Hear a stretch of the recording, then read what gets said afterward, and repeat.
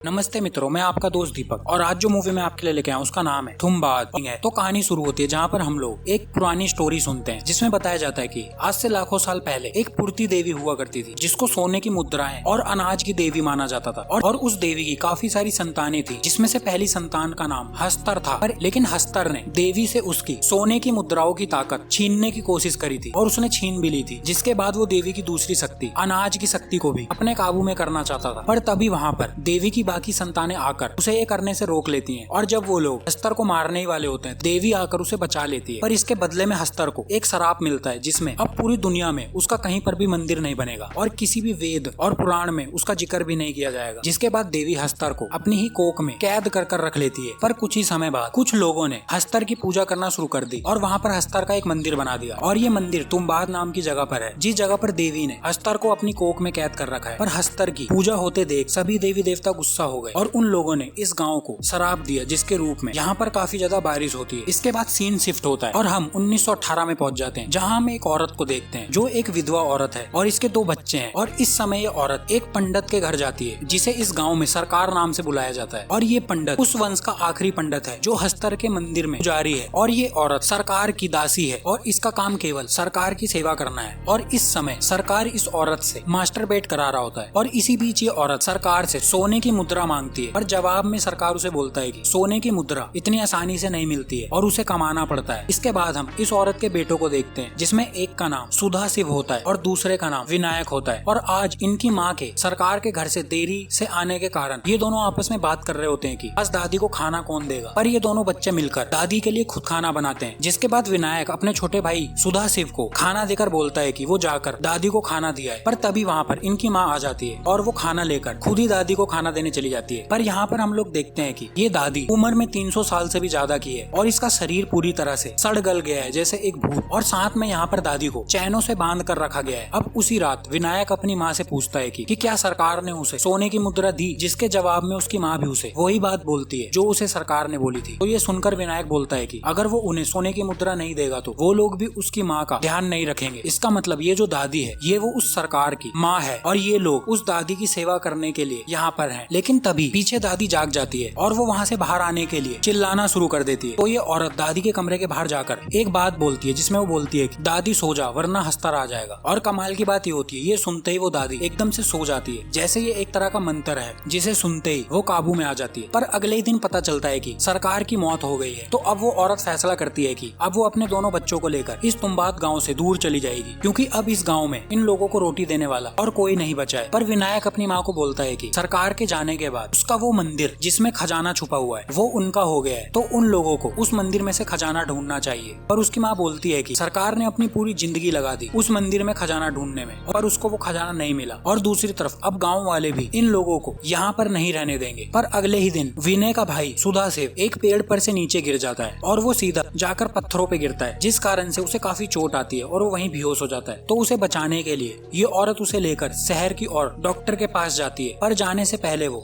विनय को बोलती है कि आज उसको ही दादी को खाना देना होगा और अगर दादी जाग जाए तो उसे दादी सो जा वरना हस्तर आ जाएगा ये बोलना है। जिसके बाद विनायक घर आकर दादी के लिए खाना बनाने की कोशिश करता है पर उसके हाथ से आटे का डब्बा नीचे गिर जाता है। तो अब वो दादी के लिए खाना भी नहीं बना सकता है। पर तभी अचानक से दादी के कमरे से उसकी आवाज आती है और वो लगातार खजाने के बारे में बोलती है। तो ये सुनकर विनायक हिम्मत करके दादी के कमरे के बाहर जाता है जहाँ वो दादी से खजाने के बारे में पूछता है। पर दादी उसे बोलती है कि खजाने के पते के बदले वो पहले उसे खाना ला के दे। तो विनायक जल्दी से रसोई में जाकर उसके लिए खाना बनाने की कोशिश करता है। पर तभी अचानक से दादी उसके पीछे आकर अपने पैर में लगी चैन विनायक के पैर में लगा देती है और वो उसे घसीटते हुए अपने कमरे तक ले जाती है जहाँ वो उसे जान से मारने की कोशिश करती है। विनायक को अपनी माँ की वो बात याद आ जाती है और वो चिल्लाकर बोलता है कि दादी सो जा वरना हस्तर आ जाएगा। और ये सुनते ही वो दादी वहीं पर सो जाती है और इसी के तुरंत बाद वहाँ पर विनायक की माँ भी आ जाती है और ये देखकर वो काफी ज्यादा घबरा जाती है क्योंकि उसके बेटे को हॉस्पिटल ले जाते समय उसने रास्ते में ही दम तोड़ दिया। और दूसरी तरफ दादी उसके दूसरे बेटे को मारने ही वाली थी। तो वो बिना देरी करते हुए अगले ही दिन विनायक को लेकर तुम्बाद से दूर पुणे निकल जाती है जहाँ रास्ते में विनायक बार बार अपनी माँ से बोलता है कि उन लोगों को वापस जाकर दादी से उस खजाने के बारे में पता करना चाहिए। पर उसे चुप कराने के लिए उसकी माँ उसे एक सोने की मुद्रा देती है। पर ये लेकर भी विनायक का मन नहीं भरता है क्योंकि विनायक एक काफी लालची किस्म का बच्चा है। तो वो दोबारा से अपनी माँ से जिद करता है कि उन्हें वापस जाना चाहिए और दादी से खजाने का पता करना चाहिए। तो अब ये सुनकर वो औरत काफी गुस्से में आ जाती है और वो विनायक को पीटना शुरू कर देती है क्योंकि इस औरत को पता है कि उसकी पूरी फैमिली इस खजाने के कारण ही मारी गई है और अब इस लड़के को भी इसी खजाने के लालच ने पकड़ लिया है। तो वो उससे वहीं पर एक वादा लेती है कि वो फिर कभी इस तुम्बाद गांव में वापस नहीं आएगा और अपनी माँ को रोता देख विनायक भी उसे वादा कर देता है। इसके बाद हम कहानी में 15 साल बाद पहुंचते हैं, जहाँ हम एक बस से एक आदमी उतरता देखते हैं और यह आदमी कोई और नहीं विनायक ही होता है, जो 15 साल बाद दोबारा से अपनी माँ के मरने के बाद तुम्बाद वापिस आया है अपने लालच के कारण। और अब वो सीधा अपने उसी पुराने घर जाता है, जहाँ वो अपने घर में देखता है कि उसकी वो दादी का शरीर अभी तक वहाँ पर मौजूद है और वो सांस ले रही है, पर उसके शरीर पर अब एक बड़ा सा पेड़ उग गया है, पर दादी अभी भी जिंदा है। इसके बाद विनायक दादी से दोबारा से उस खजाने का पता पूछता है और वो दादी को बोलता है कि अगर उसे वो खजाना मिल गया तो वो उस खजाने को आधा आधा बांट लेंगे। पर उसकी दादी उसे जवाब देती है कि उसे केवल मौत चाहिए, जिसे सुनकर विनायक बोलता है कि अगर वो उसे खजाने का पता बता दे कर तो वो उसे मार कर इस शरीर से आजाद करा देगा। तो ये सुनकर दादी उसे बोलती है कि वो खजाना उस मंदिर में छिपे एक कुएं के अंदर है। और ये सुनकर विनायक उस बड़े से मंदिर में कई महीनों तक उस छुपे हुए कुएं को ढूंढता रहता है और कुछ महीने बाद वो कुआं भी उसे मिल जाता है। जिसके बाद विनायक दोबारा से दादी के पास जाता है और अब वो दादी से उस कुएं के अंदर जाने का तरीका पूछता है। तो दादी उसे उस कुएं के अंदर जाने का तरीका बता देती है। जिसके बाद विनायक अपने वादे अनुसार दादी के ऊपर तेल डालकर उसे जला देता है, जिस कारण से दादी इस शराब से आजाद हो जाती है। इसके बाद विनायक उस कुएं से खजाना निकालकर वापस पुणे अपने घर पहुंचता है, जहां वो अपनी पत्नी को बोलता है कि अब वो उसको एक रानी बना देगा और उसके पास काफी सारा पैसा आने वाला है। इसके बाद विनायक अपने ही गाँव में एक सेठ से मिलता है, जिससे उसने पुराना कर्जा ले रखा है। तो वो सेठ को एक सोने की मुद्रा देता है, जिससे उसका सारा पुराना कर्जा मिट जाता है। पर वो सेठ विनायक पर शक करता है कि वो ये मुद्रा चुरा कर लाया है। पर विनायक उसे बोलता है कि ये मुद्रा उसके पूर्वजों की है और ऐसी कई मुद्राएं उसके पास है। अब कुछ समय इसी तरह बीत जाता है, जिसमें विनायक तुम्बाद जाकर काफी सारी मुद्राएं लाता है और उन्हें बेच बेच कर काफी अमीर आदमी बन जाता है। और इसी बीच वो सेठ एक दिन विनायक से पूछता है कि क्या तुम्बाद के उस मंदिर में सही में खजाना है। पर विनायक उसकी बात का कोई सही जवाब नहीं देता है और उस बात को मजाक में उड़ा देता है, क्योंकि ये सेठ भी जानता है कि विनायक जब भी तुम्बाद जाता है तो ये वहीं से सोने की मुद्राएं लेकर आता है। और अब विनायक इतना अमीर हो जाता है कि वो सेठ भी विनायक से सोना खरीदने में असमर्थ हो जाता है। पर साथ में जितना विनायक अमीर होता जाता है उतना ही ये सेठ भी विनायक को देखकर लालची होता जाता है। और अब वो सेठ भी ये जानना चाहता है कि विनायक ये सारी मुद्राएं कहाँ से लाता है। तो वो एक सही मौका देखकर एक दिन विनायक के घर पहुंच जाता है, जब विनायक घर में नहीं होता है, और वो उसकी पत्नी से बातें कर ये उगलवाने की कोशिश करता है कि विनायक ये सोने की मुद्राएं कहाँ से लाता है। पर तभी वहाँ पर विनायक आ जाता है और इस समय विनायक तुम्बाद से सोने की मुद्राएं लेकर आ रहा होता है, जिसकी हालत देखकर उस सेठ को और ज्यादा शक होता है कि विनायक ये सारा खजाना तुम्बाद से ही लाता है। पर जाते समय वो सेठ विनायक से बोलता है कि अब उसको एक मैनेजर की जरूरत है ताकि वो उसका पैसा संभाल सके। पर विनायक उसे ये करने से मना कर देता है और वो बोलता है कि वो अपने पैसे का ध्यान खुद रख सकता है और वो उसे वहाँ से जाने को बोलता है। और दोबारा से कुछ समय यूं ही निकल जाता है, जिसमें अब विनायक पहले से ज्यादा अमीर हो जाता है और अब वो काफी इम्पोर्टेड करी हुई चीजें खरीदना शुरू कर देता है। और साथ में विनायक को एक लड़का भी होता है। पर अब विनायक पैसा ज्यादा आने के कारण काफी ज्यादा अय्याशी भी करना शुरू कर देता है। दूसरी तरफ उस सेठ को उसका एक अंग्रेज पुलिस ऑफिसर मिलता है, जो उसे एक नौकरी का लालच देता है, जिसमें वो उसे बोलता है कि अगर वो उसे 2000 रुपए दे दे तो वो उसे वो नौकरी दिलवा देगा। लेकिन उसके पास समय कम है, क्योंकि उसका ट्रांसफर हो गया है और वो कुछ ही टाइम में यहाँ से चला जाएगा। और ये नौकरी सेठ करना चाहता है, पर उसके पास इतने पैसे नहीं होते हैं। जिसके बाद सेठ विनायक के पास एक औरत लेके पहुंचता है, जो विधवा होती है, और विनायक उस औरत को 800 रुपए में खरीद लेता है। लेकिन जब उसकी पत्नी उस औरत के बारे में पूछती है तो वो उसे झूठ बोलता है और वो उसे बोलता है कि वो इस औरत को यहाँ पर घर का काम करने के लिए लाया है ताकि उसकी पत्नी की मदद हो सके। तो वो लोग उस औरत उन्हीं के घर में ऊपर के खाली पड़े कमरे में रहने की जगह दे देते हैं। लेकिन उसी रात वो औरत विनायक को अपने पास बुलाती है और वो उसे बताती है कि सेठ ने उसकी जासूसी करने के लिए उसे यहाँ भेजा है ताकि वो 2 दिनों तक विनायक को यहीं पर फंसा के रखे। और दूसरी तरफ वो सेठ तुम्बाद के उस मंदिर में जाकर ये ढूंढ पाए कि विनायक खजाना कहाँ से लाता है। तो ये सुनकर विनायक उस लड़की पर काफी खुश हो जाता है। पर अब विनायक भी सीधा तुम्बाद निकल जाता है, जहाँ पर वो सेठ विनायक को देख लेता है। पर उसे ये नहीं पता होता है कि विनायक को सेठ के बारे में सब पता है। तो विनायक वहाँ एक्टिंग करता है कि जैसे उसे कुछ भी नहीं पता है और वो सेठ विनायक पर चोरी चोरी नजरें रखता है और वो उसे देखता है कि वो कहाँ से खजाना निकालता है। तो विनायक सेठ को दिखाने के लिए उसके सामने ही उस कुएं में उतर जाता है और वहाँ से बाहर आकर कुछ सोने की मुद्राएं दिखाता है। जिसके बाद विनायक वहाँ से चला जाता है और ये देखकर सेठ को पता चल जाता है कि खजाना इसी कुएं के अंदर है। तो विनायक के जाने के बाद उस कुएं के अंदर उतरता है, जहाँ कुएं के अंदर उसे एक काफी बड़ा पत्थर का ताबूत मिलता है, जिसे जब वो खोलता है तो एक और रास्ता अंदर जा रहा होता है। तो वो सेठ विनायक की बांधी रस्सी को पकड़ते हुए नीचे उतर जाता है और ये एक काफी अजीब जगह होती है, क्योंकि ये चारों तरफ से लाल होती है और इसे देखकर और छूकर ऐसा पता चलता है कि जैसे ये एक जिंदा इंसान का शरीर है, क्योंकि ये जगह सांस ले रही होती है। इसके बाद सेठ की नजर वहीं पर रखे एक बॉक्स में जाती है, जिसे जब वो खोल कर देखता है उसके अंदर आटे की बनी गुड़िया होती है। पर जैसे ही सेठ उस गुड़िया को अपने हाथ में लेता है, तभी वहाँ पर कोई चीज आकर सेठ पर अटैक कर देती है। और इसी के कुछ टाइम बाद दोबारा से विनायक अंदर आता है और यहाँ पर विनायक देखता है कि उस सेठ को किसी चीज ने काफी बुरी तरह से घायल कर दिया है और वो सेठ वहीं पर बुरी तरह से चिपका हुआ है। और अब उस सेठ का शरीर भी उसकी दादी के जैसा हो गया है और उसे तड़पता होता देख विनायक भी थोड़ा दुखी होता है, क्योंकि हो ना हो इस सेठ ने पहले विनायक की कुछ मदद करी है। ये पुरानी बात बोलता है और हस्तर का नाम लेकर सेठ को सुला देता है। अब विनायक खुद अपने चारों ओर पहले आटे की मदद से एक गोला बना देता है और फिर वो दोबारा से अपने हाथों में आटे की गुड़िया निकाल लेता है और वो गुड़िया देखते ही वहाँ पर एक अजीब सा दानव आ जाता है और ये दानव ही हस्तर होता है। पर इस आटे की लकीर के कारण वो हस्तर विनायक पे अटैक नहीं कर पाता है और विनायक उस गुड़िया को दूर फेंक देता है, जिसे खाने के लिए हस्तर उस गुड़िया के पास चला जाता है। और इसी बीच विनायक हस्तर पर बंधी एक कपड़े को हटाता है जिसमें से सोने की मुद्राएं गिरती हैं और वो जल्दी से कुछ मुद्राएं उठाकर सेठ को आग लगा देता है ताकि उसका भी हाल उसकी दादी जैसा ना हो और वो जल्दी से वहाँ से बाहर आ जाता है। और अब हम लोगों को समझ में आता है कि इस जगह पर कोई भी खजाना नहीं है। यहाँ से मुद्राएं लेने के लिए हस्तर से खजाना चोरी करना होगा, जिसके लिए उन्हें इन सभी कामों को करना होगा। और यही तरीका विनायक की दादी ने उसको मरने से पहले बताया था। और हस्तर जिसको भी काट लेगा उसे पूरी जिंदगी भर ना मरने का श्राप लग जाएगा, जो विनायक की दादी को भी लगा था। अब इसके बाद दोबारा से कुछ समय यूं ही निकल जाता है, जिसमें विनायक और ज्यादा अमीर हो जाता है। और इसी बीच विनायक को 2 जुड़वा बेटी हो जाती हैं। पर विनायक के बेटे का एक पैर खराब होता है और साथ में विनायक की अब उम्र भी काफी ज्यादा हो गई है, जिस कारण से वो उस कुएं में जाकर और ज्यादा समय तक मुद्राएं नहीं निकाल पाएगा। तो वो अपने बेटे को ये काम करने के लिए ट्रेन करना शुरू कर देता है। और इसी के बाद एक दिन वो अपने बेटे को लेकर सीधा तुम्बाद पहुंचता है, जहाँ वो उसको पूरी कहानी बताता है। और आज केवल ये इसको यहाँ प्रैक्टिस कराने लाया है और दिखाकर समझाने लाया है कि ये काम किस तरह होता है। और वो गर्भ में घुसने से पहले अपने बेटे पांडु को आटे की गुड़िया बनाना सिखाता है और फाइनली वो उसको गर्भ में लेकर जाता है, जहाँ वो सबसे पहले अपने चारों ओर आटे से वही सुरक्षा गोला बना देता है। पर तभी हम देखते हैं कि पांडु अपने साथ गलती से एक गुड़िया ले आया है, जिसके देखकर तुरंत ही हस्तर बाहर आ जाता है। और उस टाइम विनायक काफी मुश्किल से खुद की और अपने बेटे की जान बचाकर बाहर आता है। और बाहर आते ही वो पांडु को काफी मारता है इस गलती के लिए, क्योंकि पांडु ने सोने की मुद्राओं के कारण जानबूझकर वो गुड़िया अंदर ले गया था। पर अब घर जाते समय पांडु विनायक को बोलता है कि उन लोगों को जितना टाइम मिलेगा वो लोग उतनी ज्यादा मुद्राएं वहाँ से उठा पाएंगे, जिसके लिए वो लोग अपने साथ काफी सारी आटे की गुड़ियाएं ले जा सकते हैं, क्योंकि इन गुड़ियाओं को खाने में जितना टाइम हस्तर लेगा वो लोग उतनी ज्यादा मुद्राएं वहाँ से उठा पाएंगे। लेकिन इसी के कुछ टाइम बाद विनायक को पता चलता है कि अब तुम्बाद को गवर्नमेंट अपने कंट्रोल में लेने वाली है, जिसका मतलब अब वो तुम्बाद का मंदिर गवर्नमेंट की प्रॉपर्टी हो जाएगा और विनायक दोबारा से वहाँ से मुद्राएं नहीं निकाल पाएगा, जिस कारण से वो काफी परेशान हो जाता है। पर उसका बेटा दोबारा से उसे बोलता है कि उन लोगों को काफी सारी गुड़ियाएं ले जाकर एक बार में ही काफी सारा सोना वहाँ से निकालना चाहिए और दूसरा कोई और रास्ता ना देखकर विनायक और उसका बेटा दोबारा से तुम्बाद निकल जाते हैं। और इस बार वो लोग साथ में काफी सारा आटा ले जाते हैं और वो लोग गर्भ में घुसने से पहले काफी सारी गुड़ियाएं बनाते हैं। और जब वो लोग गर्भ के अंदर जाते हैं तो वो लोग अपने चारों ओर आटे से सुरक्षा बना देते हैं और फिर वो एक एक करके गुड़ियाएं निकालते हैं। लेकिन इस बार एक अलग घटना उनके साथ घट जाती है, क्योंकि इस बार वहाँ पर काफी सारे हस्तर आ जाते हैं, जिसका मतलब ये होता है कि जितनी ज्यादा गुड़ियाएं होंगी उतने ही ज्यादा हस्तर भी आएंगे। और अब ये देखकर वो दोनों काफी ज्यादा डर जाते हैं और वो पूरी तरह फंस गए हैं। पर उनके चारों तरफ सुरक्षा कवच होने के कारण वो सभी हस्तर उन पर अटैक नहीं कर पाते हैं। और अब उन दोनों को वहाँ पर बैठे बैठे काफी समय निकल जाता है, पर वो सभी हस्तर अभी भी वहाँ पर उनका वेट कर रहे हैं। तो कोई और रास्ता ना देखकर विनायक अपने पूरे शरीर पर वो सभी गुड़ियाएं बांध लेता है और वो अपने बेटे की जान बचाने के लिए रस्सी पकड़कर ऊपर चढ़ना शुरू कर देता है, जिस कारण से वो सभी हस्तर उसका पीछा करते हैं और पीछा करते करते उस गर्भ से बाहर आ जाते हैं, जिस कारण से वो सभी जलकर मारे जाते हैं। जिसके बाद पांडु भी वहाँ से बाहर आ जाता है। पर अब वो बाहर आकर देखता है कि उसके पिता काफी बुरे हाल में है, क्योंकि हस्तर ने उन्हें भी काट लिया है और अब उन्हें भी वो शराब लग गया। तो उसके पिता उसे एक मुद्राओं की थैली देने की कोशिश करते हैं, पर पांडु वो लेने से मना कर देता है, क्योंकि अब उसे समझ में आ गया है कि उसके लालच ने ही उसके पिता का ये हाल किया है। और अब वो अपने पिता को मुक्त करने के लिए उन पर आग लगा देता है और वो खुद रोता हुआ अपने लिए और हमारे लिए एक लेसन छोड़ जाता है कि ज्यादा लालच इंसान का क्या हाल कर सकता है। और मूवी यहीं एंड हो जाती है। तो अब आप मुझे कमेंट करके बताइए आपको मूवी कैसी लगी, और साथ में आप हमारे चैनल को सब्सक्राइब कर लें, क्योंकि इस चैनल पर मैं आपके लिए इसी तरह की बेहतरीन मूवियां लाता रहता हूँ और आपको एंटरटेन